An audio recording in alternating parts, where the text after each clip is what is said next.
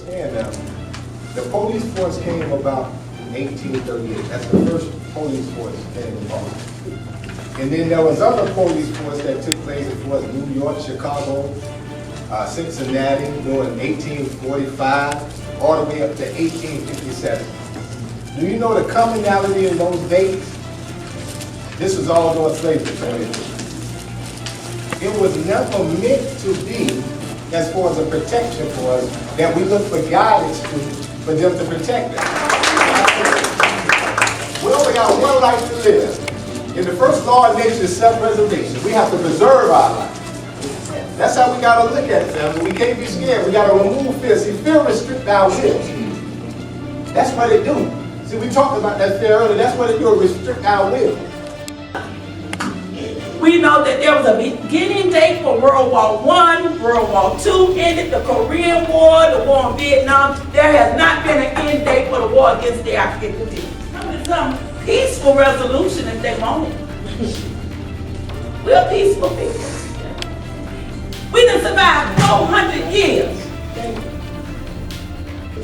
The speed in which something took place on Bayshore, and whereas when the young man was killed up here in Florida Avenue, the officer didn't even stop.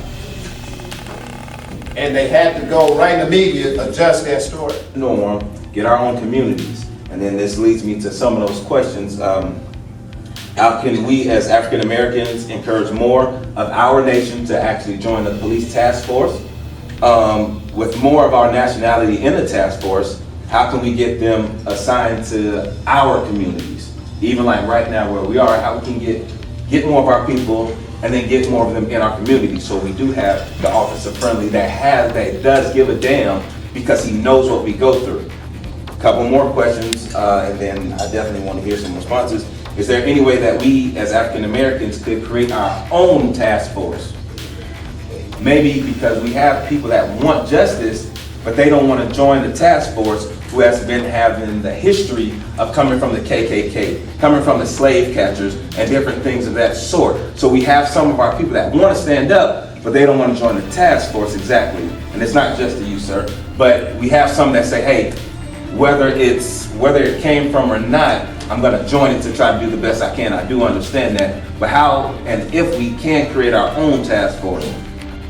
One of the forefathers of those examples was Marcus Garvey.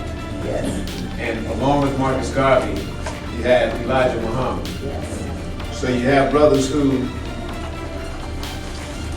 ancestors, Fannie Lou Hamer, who did things to lead by example.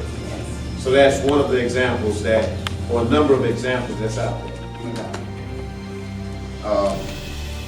What's going on? I said community policing. If I had my guys getting out the car, talking to people. The only way you can solve crime is you talk to the people in the community where the crime is occurring. Yeah, one question. So, just to add context, I'm in the military. I was poor, homeless, gay. The statistics were there that I was either going to be dead or something in the next few years. So 18 years old, a recruiter came to Blake High School, said I give you $20,000. I joined the military. Had no idea what the military-industrial complex was, couldn't even spell it. The military is bad. Am I a good person? Do I stand and fight at protests with everybody? Yes. But am I a soldier that upholds the military-industrial complex? Yes. So when we talk about police, there are no such things as good policing, because like brother said, the police institution is based in targeting our community. There cannot be a job based on what is wrong. And to Mr. Joseph, when we talk about solutions, have you advocated to destroy the Police Bill of Rights? The Police Bill of Rights are in our Florida Constitution, which gives, when we talk about, like you said, with Tampa, we just fired that cop. You can't. One, you got the union that is the horrible institution in itself. You know, I'm a union person, and we all know cops ain't real unions, you know, because they don't act as such.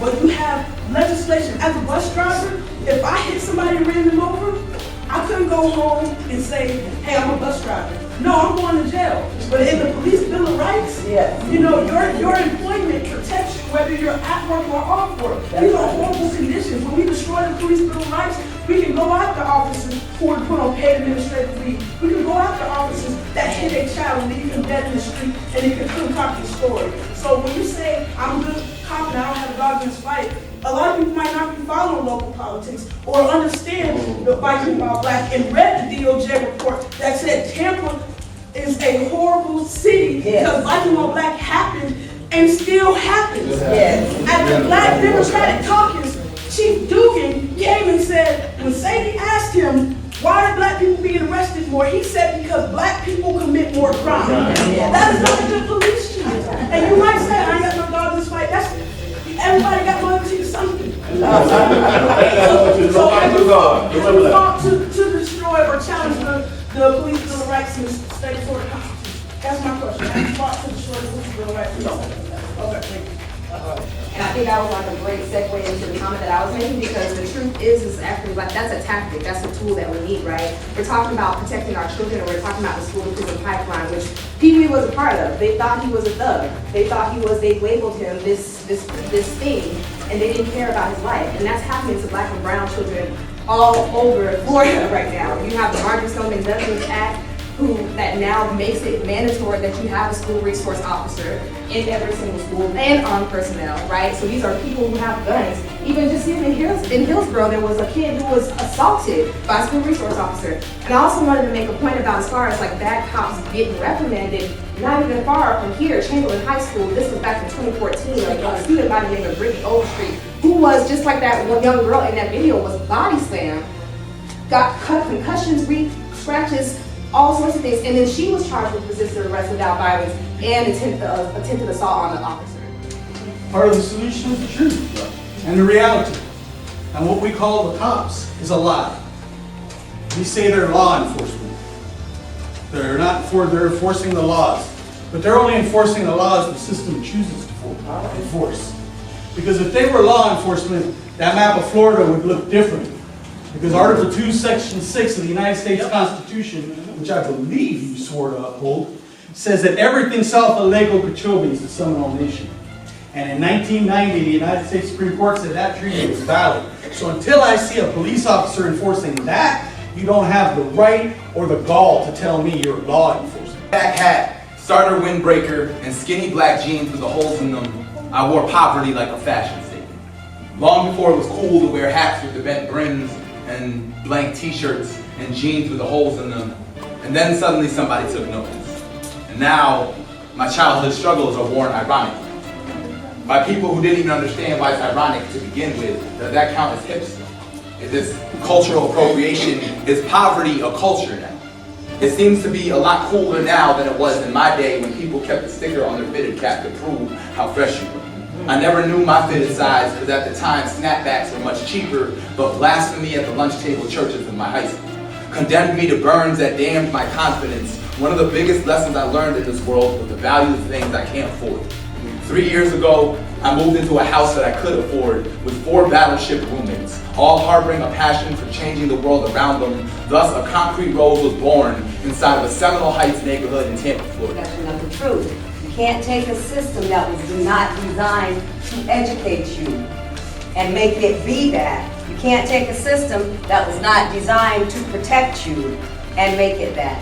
I'm Sonia, Cultural Exchange Lifestyle Network, and if you want to help protect the children, be a part of what's going on, please do reach out and come and continue to be a part of what the Joseph family is doing and the community, and thank you to all of the families.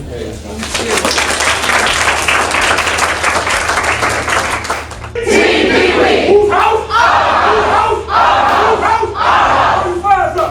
Break down! Throw your fires up! Break down! Throw your fires up! 2 times! Break down!